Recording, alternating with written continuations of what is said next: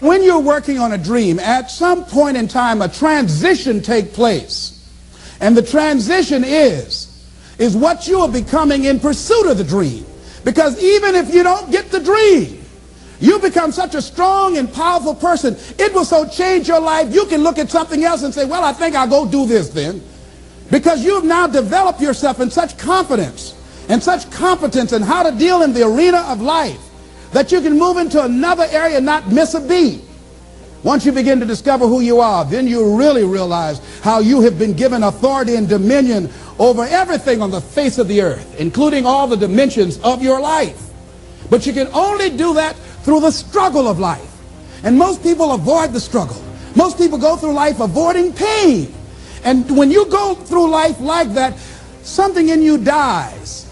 Something in you that you never activate is lying dormant in there, that you never get a chance to call on because you have not challenged yourself. Somebody said the land of familiarity belongs to the dead. That most people like to feel like they're a king in the area of their comfort zone. They only want to do those things that they know how to do well. Osborne said, unless you attempt to do something beyond that which you've already mastered, you will never grow. So if you want to begin to grow, you've got to put something out here that you can't reach easily, that has got to make you stretch, got to make you jump for it, got to make you get back a little bit and dig in so that you can take a leap for it. And maybe you jump up there and you miss it and you skin your knees and you come back again and you bust your lip next time.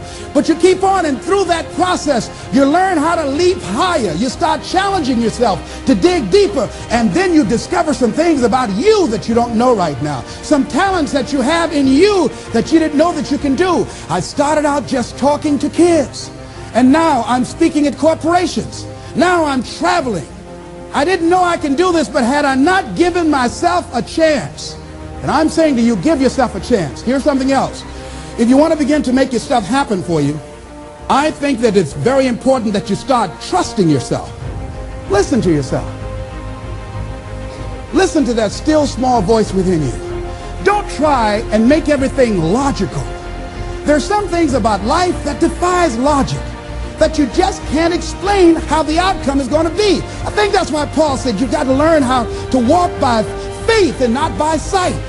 That once you begin to trust yourself and your ideas and your instincts, life takes on a whole new meaning, because now I want you to do that feeling that you are led.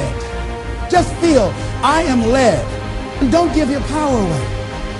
You don't need anybody to approve your dream. It was given to you. If they can't see it, it's because it wasn't given to them. It was given to you. Hold it, nourish it, cultivate it, work on it. It's yours. It's your baby. Work on it until it comes into fruition. I gave away my power, and I said, I'm not going to do that no more. Here's something else for those who make it today. Do what you know is right. Treat people like you want to be treated. Don't try and take any shortcuts. Don't try and cheat. Pay your dues up front. I believe, ladies and gentlemen, what goes around comes around. You can pay now, or you will pay double later. So do the right thing. There might be a tendency sometimes, because of the negative part of our consciousness and our own programming, for us to want to say, well, I'll just do it this time. It won't matter. Won't nobody know. Ladies and gentlemen, everything matters. And you know you're somebody. You know.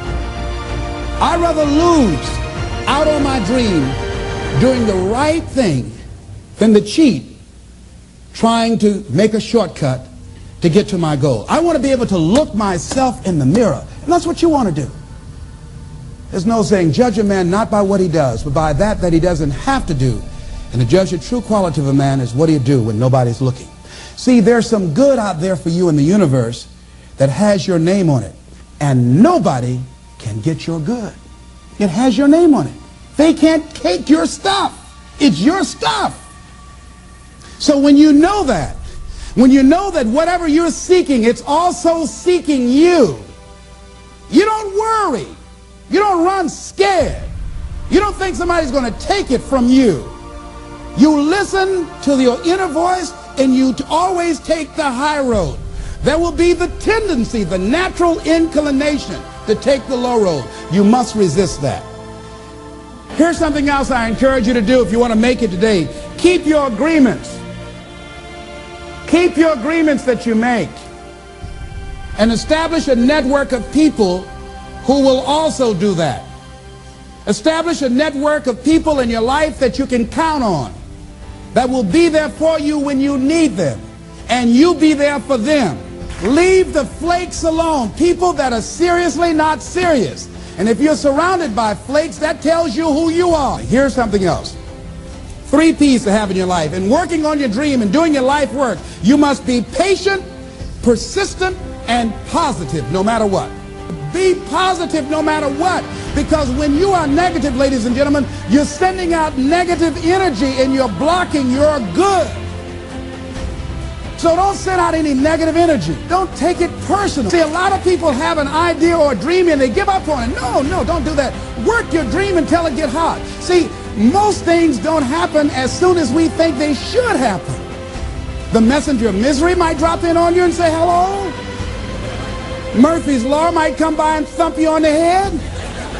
Any number of things can happen to interrupt your flow. It's okay. Don't take it personal.